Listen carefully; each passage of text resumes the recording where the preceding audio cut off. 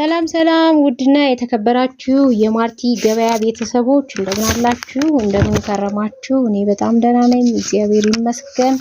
ዛሬም እንደተለመደው የተለያዩ ቪዲዮዎችን ይዤላችሁ መጥቻለሁ። ከ450 ሺህ ብር ጀምሮ የሚሸጡ ናቸው። አብራችሁን በመቆየት ቪዲዮን ላይክ እንዲሁም ቻናሉን ሰብስክራይብ በኮሜንት መስጫው ላይ ሐሳብ አስተያየት መስጠትም አትርሱ፣ ሼርም አድርጉ። አብራችሁን ቆዩ።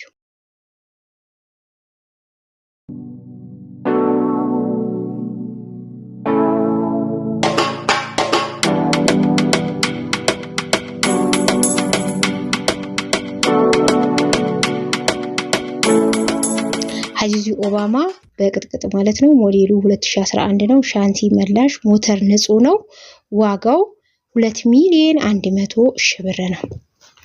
ሻክማን የሚባል ገልባጭ ሞዴሉ 2010 ምንም ንክኪ የለውም። ዋጋው 1,800,000 ብር ነው። ዲፎርዲ ዶልፊን ሞዴሉ 2006 ግጭት ግልብጥ የለውም። ዋጋው 1,900,000 ብር ብቻ ነው። ቪትስ ሞዴሉ 2001 ማኑዋል ነው። ትራንስሚሽኑ ግጭት ግልብጥ የለውም። ዋጋ 1,100,000 ብር ነው። ስታር ቻይና ገልባጭ ሞዴሉ 1999 ምንም አይፈልግም ይሄ መኪና። ዋጋው 2,100,000 ብር ነው። ኒሳን ፓትሮል ሞዴሉ 2010 ግጭት ግልብጥ የለውም። ሞተር ሻንሲ ንጹህ ነው። ዋጋ 3,200,000 ብር ነው። ቶዮቲ ፒካፕ ሲንግል ጋቤና ሞዴሉ 2001 ምንም ንክኪ የለውም። ዋጋ 1,800,000 ብር ነው። ሞተሩ 2H ነው። ላንድ ክሩዘር ሲንግል ጋቤና ሞዴሉ 1989 ምንም አይፈልግም ይሄ መኪና። ዋጋው 1,000,000 ነው። ዲፎርዲ ዶልፊን ሞዴሉ 2006 ምንም ንክኪ የለውም። ግጭት ግልብጥ የለውም። ዋጋ 2,300,000 ብር ነው። አይዙዚ ቅንጅት ሞዴሉ 2007 ምንም አይፈልግም። ዋጋ 650,000 ብር ነው። ይሄ መኪናውን የተወሰነ አድርጋችሁበት ሰርቪስ በጣም ቆንጆ መኪና የሚሆን መኪና ነው ማለት ነው። 1HZ ኪንግ ካፕ ነው። ሞዴሉ 1996 ምንም ንክኪ የለውም። ዋጋው 1,400,000 ብር ብቻ ነው። ካሪና ሞዴሉ 1990 ፉል ኢንጀክሽን ነው። ምንም ንክኪ የለውም። ዋጋው 450,000 ብር ነው። ቤተሰቦቼ በእናንተው ትዕዛዝ ዲፎርዲ ፈላጊዎች ቅንጅት የህዝብ የጭነት ሃይዙዚዎችን የምትፈልጉ እንዲሁም ቲዮቲ ፒካፕም የጠይቃችሁኝ ያላችሁ እነዚህ ደግሞ ገልባጮች ዋጋቸው በጣም ርካሽ ነው። አሁን ለምሳሌ ቻይና ሲኖ በጣም ዋጋቸው ጨምሯል እንደምታውቁት በአሁኑ ሰዓት። እነዚህ ግን ለጊዜው በተለይ በዚህ ዙሪያ የምትሰሩ ሰዎች ካላችሁ ለስራችሁ አስቸኳይ የሆነ መኪናዎች ናቸው።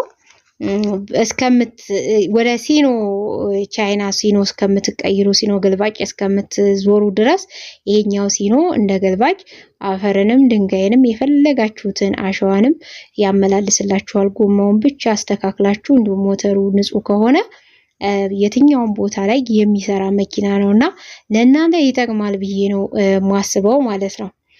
ምክንያቱም ለስራ የሚሆኑ ናቸው። በጣም በቃ ለስራ የሚፈለጉ እንዲሁም አቅምን ያገናዘቡ ናቸው። አቅማችሁ በጣም መሄድ ለማችሉ ሰዎች ስራችሁ ከሚቆም ነገ ዛሬ ይሄንን 2,000,000 ብር በ10 ቀን ውስጥ ወይ በ5 ቀን ውስጥ ሜክ የምታረጉ ሰዎች የምሰሩ ሰዎች አላችሁና ይሄንን ለመስራት ቻይና ሲኖ ተወደደብኝ 10 ሚሊዮን 8 ሚሊዮን 9 ሚሊዮን ከማወጣ ብሎ ያው ነጋዴዎች ታውቁታላችሁ። ባይዘው እኔ አልነግራችሁም እንዴት እንደሚሰራ ማለት ነው። ግን አንዳንድ ሰው ወደ ስራው ለመግባት ብሎ ይሄ የለኝም ብሎ የሚቀመጣልን ለምሳሌ ገልባጭ አንዳንድ ስራዎች እንደምን ልበላችሁ ለምሳሌ ሲኖ ትራክ ጎድሏችሁ ሌላ የኮንስትራክሽን እቃዎችን አሟልታችሁ ያጎድሏችሁ ቁጭ ብላችሁ እየጠበቃችሁ ያላችሁ ሰዎች ከምትቀመጡ እነዚህ መኪኖች ያገለግሏችኋል። እንደው ብዙ ሰው ነው የሚፈልጋቸው። እኔ ጋር ብዙ ጥያቄ አላቸው አሁንም የሰጠዋችሁ ማለት ነው። ነገር ግን ያው አዲስ አበባ ላይ ብቻ አይደሉም እነዚህ መኪኖች፣ አዲስ አበባ ላይ አይገኙም። ክፍለ ሀገር ወጣ በማለት ነው የምትገዟቸው። በዛውም ልንገራችሁ ብዬ ነው። አዲስ አበባ ላይ አይገኙም። ወደ ክፍለ ሀገር ወጣ ማለት ይጠበቅባችኋል። ስለዚህ ወታችሁ ለምትገዙ ሰዎች አሁን ላይ እጃችን ላይ ይገኛሉ። በሌለ ሰዓት ሳይሆን አሁን ባለ ሰዓት በማርቲ ገበያ ፖስት ተደርገዋል። ስለዚህ አይታችሁ ለእኔ ጋር ለምሳሌ የ1.8 መኪና እየፈለጋችሁ የ2 ሚሊዮን መኪና አይታችሁ መንጣት ሳይሆን 1.8 ከተባለ የ1.8 መኪና ነው የማቀርብላችሁ ማለት ነው። የ2 ሚሊዮን መኪና ከጠየቃችሁ የ2 ሚሊዮን መኪና ነው የሚቀርብላችሁ ማለት ነው። ምክንያቱም ስለሚያስቸግር ማለት ነው። አንዳንዱ ሰው 1.8 መኪና አቅሙ 1.5 ሆኖ የ1.8 የ1.7 መኪና ሊፈልግ ይችላል። ግን ወጪ አለባችሁ። ወጪያችሁ ምንድነው? ወጪያችሁ ምንድነው መሰላችሁ?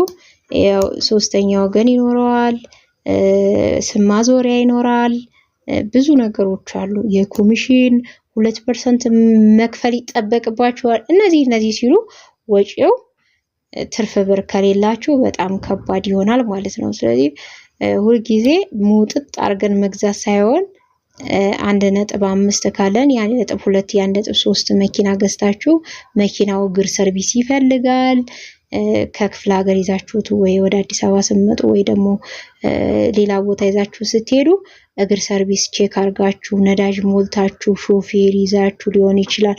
በጣም ብዙ ወጪዎች አሉባችሁ፣ ተጓዳኝ ወጪዎች መኪና ስትገዙ ማለት ነው።